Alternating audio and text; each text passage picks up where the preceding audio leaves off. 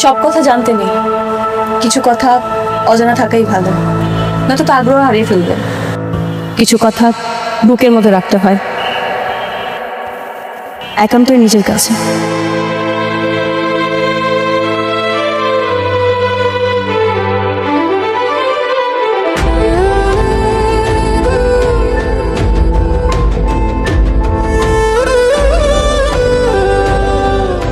আমি তাকে কথা দিয়েছি, তুমি আর কোনো চেষ্টা করো না।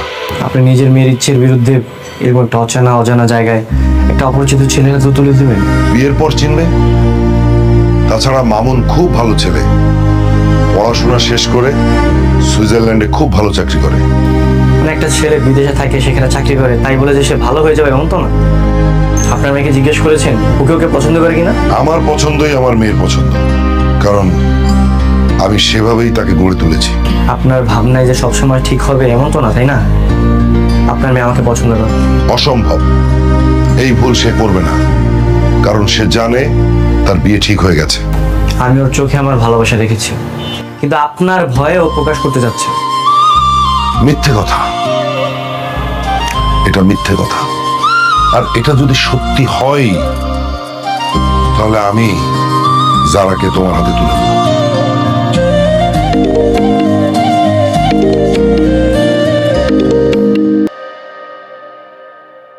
হ্যালো, আজকে রাতে মা বাবা ঘুমিয়ে গেলে তুমি একটু ছাদে এসো, তোমার সাথে আমার কথা আছে। ছাদে? আচ্ছা ঠিক আছে, সমস্যা নেই, আমি চলে আসবো। সাবধানে, মা বাবা কে যেন বুঝতে না পারে। ওকে।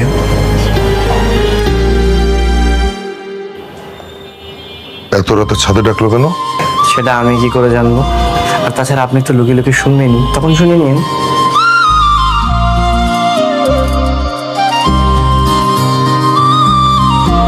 দেখো, আমি তোমার মতো করে মনের কথা প্রকাশ করতে পারি না, গুছিয়ে বলতেও পারি না।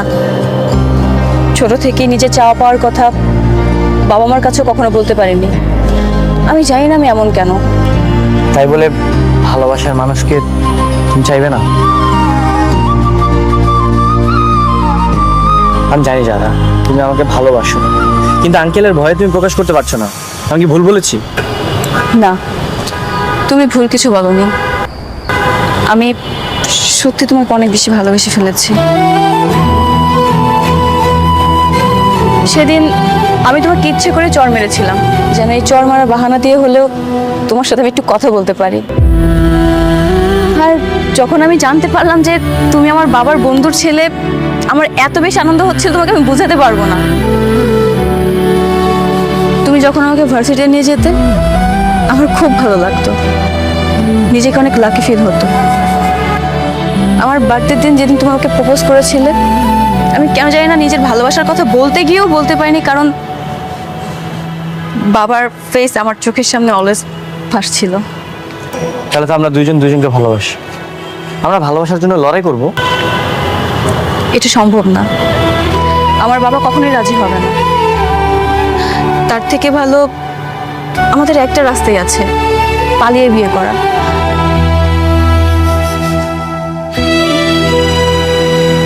চলো না আমরা দুজন পালিয়ে বিয়ে করে। আরে পালিয়ে বিয়ে করবো কেন? আমরা দুজন দুই পরিবারকে বুঝিয়ে বলবো, তাহলেই তো হয়। আমি তো বললাম আমার বাবা কখনোই রাজি হবে না।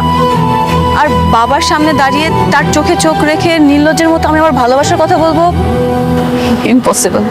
এইটা আমার দ্বারা কখনোই সম্ভব হবে না। কিন্তু কোনো কিন্তু বলো না, তুমি দেখো আমাদের এছাড়া আর কোনো রাস্তা নেই। এবার তুমি কি করবে না করবে তুমি ভেবে দেখতে পারো।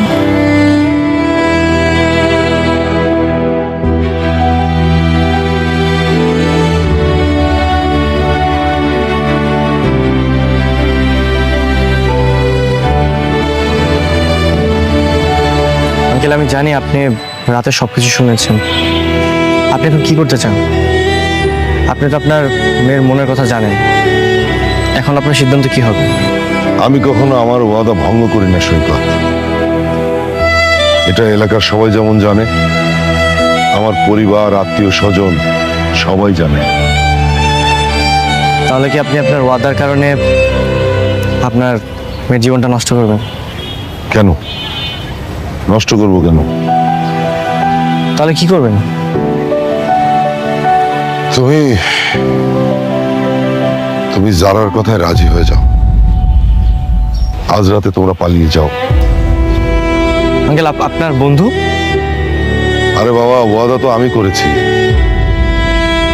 কিন্তু আমার মেয়ে যদি পালিয়ে যায় সেখানে আমার দোষ কোথায়? আর আমার মেয়ে তো ওয়াদা করেনি। কিন্তু আঙ্কেল, মেয়ে তো পালিয়ে যেতে চাচ্ছে, তার মানে আমার পছন্দের ছেলের চেয়ে তোমাকে গুরুত্ব দিচ্ছি বেশি। আমি ওকে জোর করে আটকে রাখতে চাই না। তুমি জারাকে ফোন দাও, ফোন দিয়ে বলো যে আজ রাতে তোমরা দুজন পালাবে, ও যেন সবকিছু গুছিয়ে রাখে। আচ্ছা আচ্ছা আঙ্কেল, ঠিক আছে।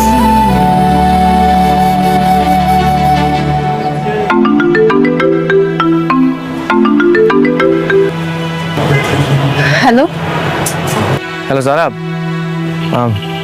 আজকে রাতে আমরা পালাবো, তুমি সবকিছু গুছিয়ে রেখো। হ্যাঁ কি বলছো? সত্যি? হ্যাঁ, দেখো আমি তো তোমাকে ছাড়া থাকতে পারবো না, তাই ভাবলাম এই সুযোগটাকে কাজে লাগাই। ঠিক আছে, আমি সব গুছিয়ে নিচ্ছি। আঙ্কেল, আপনি অনেক বড় মনের মানুষ আঙ্কেল।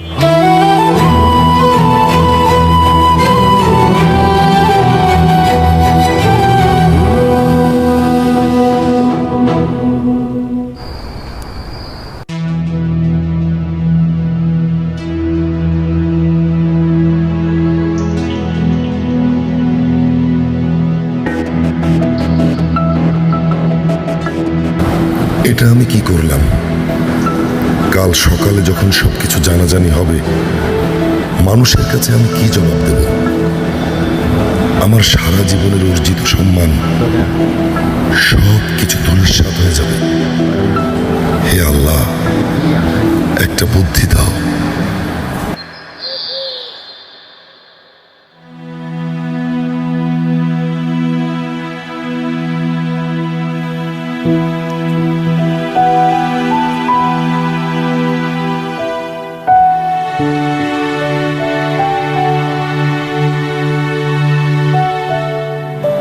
বাবা, বাবা,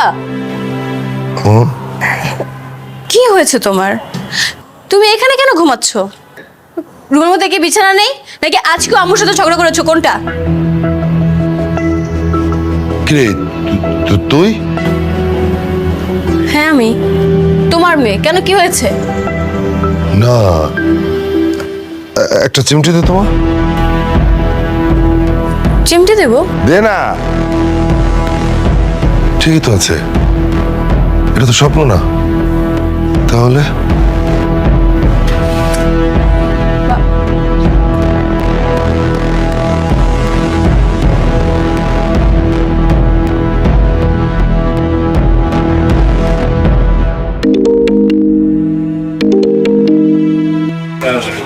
হ্যালো আঙ্কেল। যারা তো বাড়িতে, তুমি কোথায়? আঙ্কেল, আমি চলে যাচ্ছি। কোথায় চলে যাচ্ছ?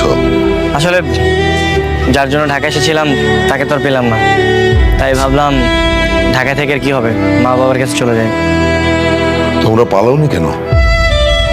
আঙ্কেল, আপনি কি ভেবেছেন যে আপনি বন্ধু হয়ে এত বড় স্যাক্রিফাইস করবেন আর আমি আরেকটা বন্ধু হয়ে আপনার এই স্যাক্রিফাইস গ্রহণ করব?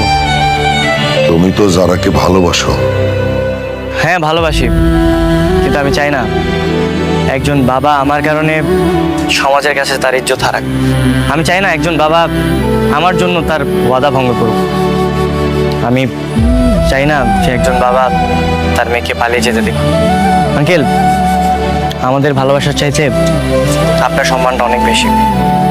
আমি চলে যাচ্ছি, আর যারাকে আমি বুঝিয়ে বলেছি ও আপনার কথা মেনে নেবে। তুমি এখন কোথায়? এই তো ট্রেন স্টেশন আছি।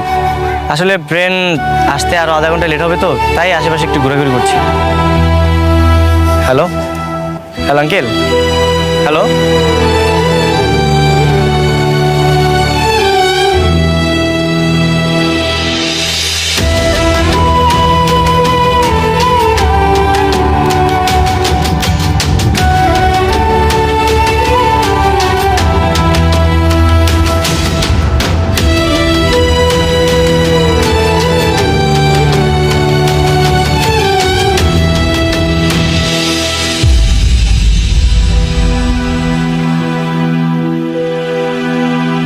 আঙ্কেল আপনি?